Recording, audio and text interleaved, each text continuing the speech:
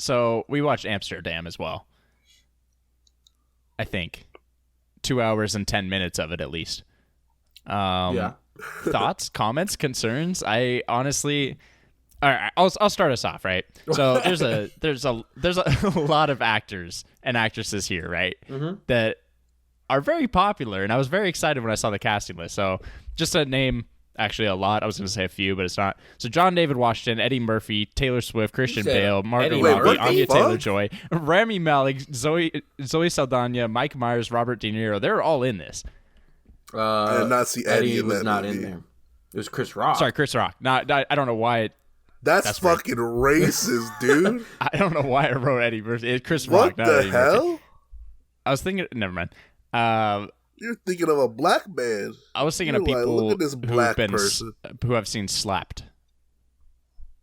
Oh, I wrote a slap joke as well. Oh, good. That was mine. He was disrespected. I said I would have slapped the fuck out of him. But yeah, how much did they fucking pay for this cast, bro? Don't forget there was Taylor Swift. Probably a lot. I said Taylor Swift. T-Swizzle. Didn't need her. She did not shake that truck off. Bro. No. That No. was awesome. Bro, I don't know what they use. I think they use like a regular ragdoll, but bro, I fucking rewound that bitch like 3 times. That was so good. I expected more, honestly. I don't know why, but I expected more. Yeah. I'm not 100% sure what I expected. It didn't feel like it was completely... Like, I thought it was going to be pretty serious, especially at the beginning. The beginning? But then kind of... Well, yeah, sort of.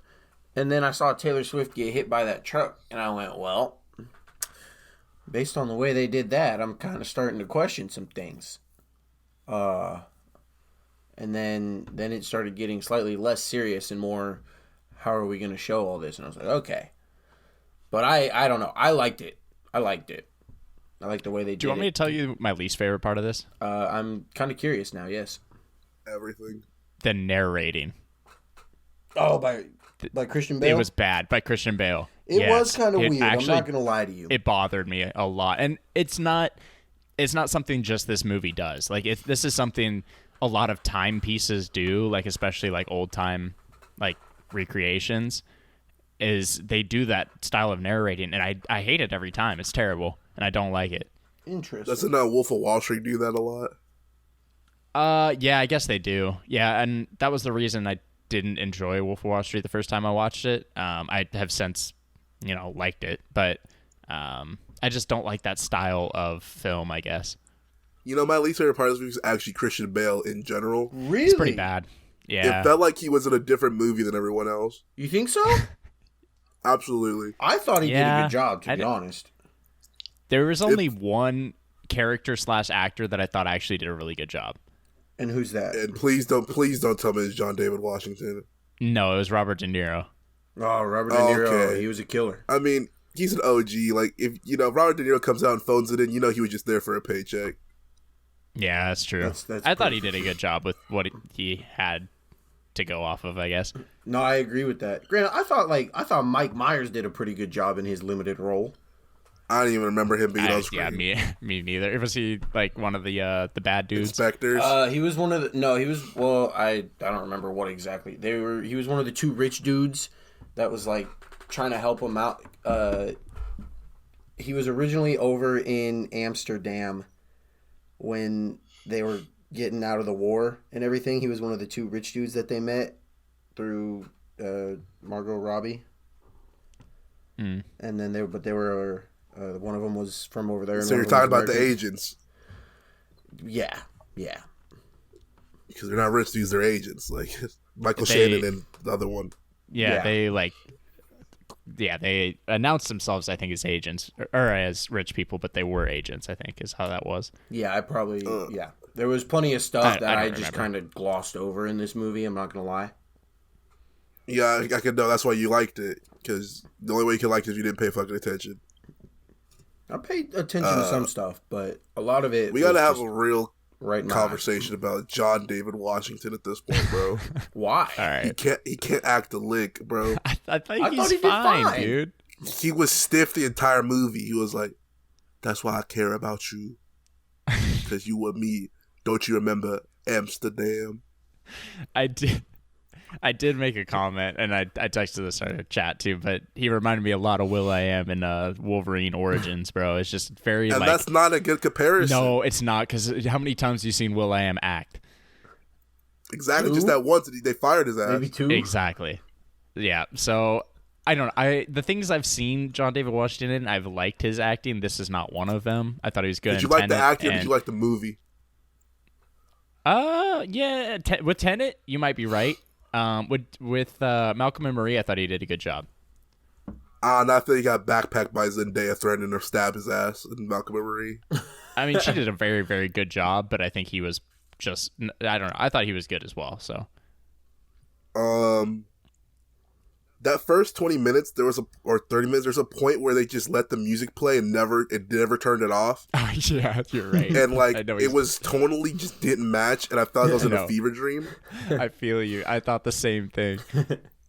I was just like, what the fuck am I watching right now? Like, it just feels like a fever dream. The only thing that actually kept me invested in this movie was John David Washington and Margot Robbie's relationship gimmick. Really? Yeah. Because that was actually entertaining and didn't involve convoluted bullshit. No, not really. And that was actually solid. Yeah. Could have been even better if he could act, but Margot carried it herself. I will say she did a good job. I wasn't a huge fan of her character. I did like the whole oh, y'all drugged me, so I was a psychopath, when really I wasn't a psychopath to begin with. That was cool. I just didn't care for her character. But I mean, hey, she told John David Washington she didn't want to go back because they were going to do something to her, and she was right. Yeah.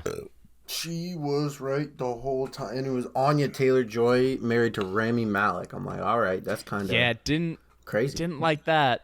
They're pimping out Anya Taylor-Joy now, too. Oh, God, yeah. The only difference is she's not doing sex scenes like Ana de Armas and fucking Sydney Sweeney, but they're pimping her to any old middle-aged man. Like, she's with Chris Pratt in the Mario movie.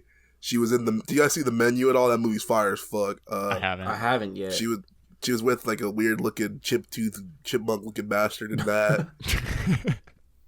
She's always with someone weird in these movies. I think she was with someone old in Queen's Gambit, too, but... It's always weird how they pimp people out. Oh, yeah, she was with the dude with the dusty-ass mustache in Queen's Gambit. That's right. Oh, you're right. Well, she wanted to be with homie from Maze Runner. I forgot his name.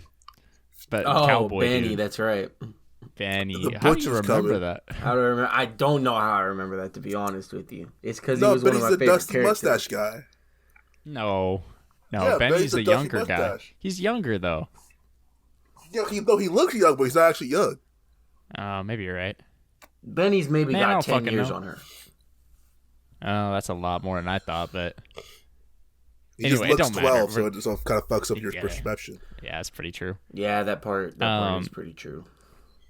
What I don't like about this is the whole thing felt like a kind of whodidit mystery, but there's not really any compelling characters that I should care about. Maybe, I don't know, maybe it's just me, but I didn't care about a lot of the characters, and I like mystery type shit like this, but there's just nothing really to get me invested in, who did this? And that's my complaint with a lot of these, with Glass Onion and with Death on the Nile, and a lot of those that are trying to be, mysteries, is part of solving the mystery for me is actually caring about the plot and the characters in general. And when you don't get me with that, I don't care about the mystery.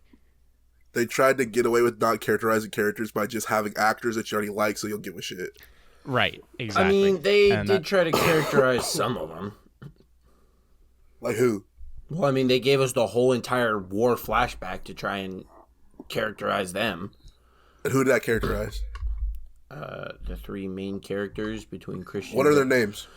Between Christian Bale, John David Washington. What are their character names? Their character names, though? Their character names? Oh, boy. Valerie. Yeah, exactly. Yeah, I'm not going to lie. I don't even... All right, cool. Yep.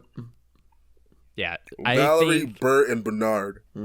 Wow. I don't even know if I heard Bert one time in this movie. I heard Bert once or twice. I will say I think the war flashbacks did more relationship building between who was in that flashback than actually building the characters. And that's why I liked the relationship. Yeah. And I agree with you there. I think it brought the characters together, but I still didn't care about the actual characters themselves. Okay. But I see. Again, that's just my opinion. No, I get you there. I'm not gonna hate on that one, to be honest. Can we talk about Christian Bale's bitch ass wife? Yes. Yeah, we can actually, because oh my god, she was terrible. She didn't want him until he had another chick on the side piece, and then as soon as got her, she's like, "Oh no, I need you." And then she tried to exploit him to use him for fucking power and fame, and she was like, "You know what, bitch? No, I'm gonna go date the not Puerto Rican or whatever." Yeah, no, she was definitely the worst character in this movie, and that's not just because she did a bad job or whatever. I don't think she did. I think I just hate this character type in real life and in movies is because I just hate the people that are like that. So that's why I say that it's her being the worst character. It's not necessarily how they're written or how they acted. Okay, that makes sense. Granted, I did that whole. I don't know. I felt that was the plot point that I felt the weirdest about. Probably was him with his wife, and how he was like not allowed in the family because of his in-laws. And then she didn't even want to really try with him. And then he started, hanging out with Irma and she liked him. And then the wife was all of a sudden very invested in her husband. And I'm like, come on now. What's the deal here? And that was about that. That was over like halfway to 3/4 of the way through the movie. Yeah, because nothing happened in the middle. Nope. It did not.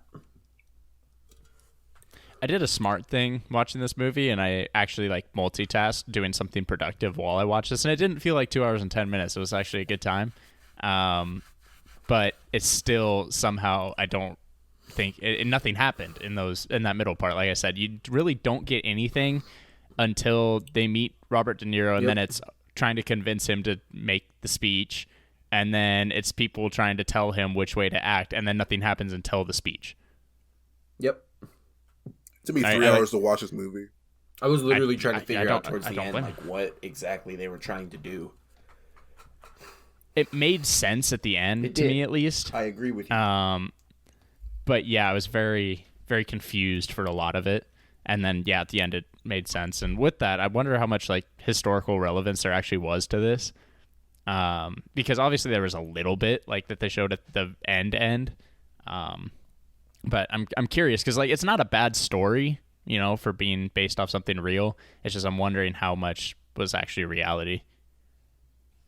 Yeah, because when they advertised this movie, they were like, "Oh, this is based on true event, inspired by true events." I was like, "Oh, cool." And then I watched this and I was like, "I don't know what about this was true," because there was a surprising amount of not so racist people in a movie that's based in America in the 30s. That's pretty true. I didn't hear any. I think I heard the term. I think I heard one person say Negroes the entire movie, and I didn't hear anything worse. Yeah, I'm gonna be real with you. I definitely thought there should have been more racial tension because a black man dating a white woman in the 30s would have got him lynched. That's ASAP. what I'm saying. And they made one comment. I think Chris Rock made one comment in the movie about that. He's like, I'd rather kill 5 white dudes than 1 white woman because blah blah blah. I think that was the only comment that was made about that, and I don't. Between that and you have a dead white man in a box. Don't forget Taylor Swift got thrown under a fucking truck. That was that's awesome. That's my only thing with movies that are based on true events is oh yeah, it's based on true events. Then I open the movie, it's fucking aliens and robots, and I'm like, what the fuck? What happened here? They're like, oh, but they had iPhones. I'm like, oh, okay. Now I see why it's based on reality. Yeah, I didn't get everything, but at the end, a lot of the stuff that I didn't understand in the middle made a lot more sense, even though it felt like they just kind of threw that at you at the very end. This movie lost 100 M's at the box office. I'm not shocked. I'm really not shocked. I hadn't. Yeah, that's tough. I didn't hear shit about this movie. I did. So. I wanted to see it, and now I regret seeing it. Yeah, I was very excited to see this. and while I enjoyed it, it was not as good as I was expecting. Bro, I swear to God, you used to be copping pleas for movies this year, I swear. What do you mean? The shit sucked, man. It didn't suck. It was pretty bad. I will say the last 10 minutes was good. I enjoyed the last 10 minutes once the twist happened, or not twist, but the reveal happened. I was like, okay, that makes sense. And then the whole sorry to go there, but I don't think we're really going further with this. But the whole oh yeah, these dudes are real hardcore. They made their hedges in this design, blah blah blah. And I was like, oh okay, so they were Nazis. That's dope. For the story. You didn't like when the Germans and the Americans were screaming war chants back at each other? No, I did not. That was entertaining. That was good stuff. I wish they had a bigger role for Rami in this movie. I don't. I like Rami. Don't. Excuse me? Don't need him. Oh, okay. You don't need him in this movie, or don't need him in general? I don't need more from him in this movie. I thought. Okay, don't disrespect young Rami Malek, bro. I just said I like Rami. I just didn't need more from him in this movie, unless there were. I don't know. See, my thing with character development, right, is I need character development for the people that are on my screen for most of the movie, and I feel like he was not. His part was no, and I feel like with the twist, you don't want to develop a character that is getting twisted and fucked with, and somebody you're not going to end up caring about at the end of the movie, right? So. And, well, I mean, I guess they didn't do that for any of the characters they're supposed to either. But it's like characterizing villains, and I don't necessarily care for that unless it's done in a good way. And I think they did it fine here to where it was a perfect amount. I don't need more from them. Okay. Yes, the way you put that is very well said. Shit blows.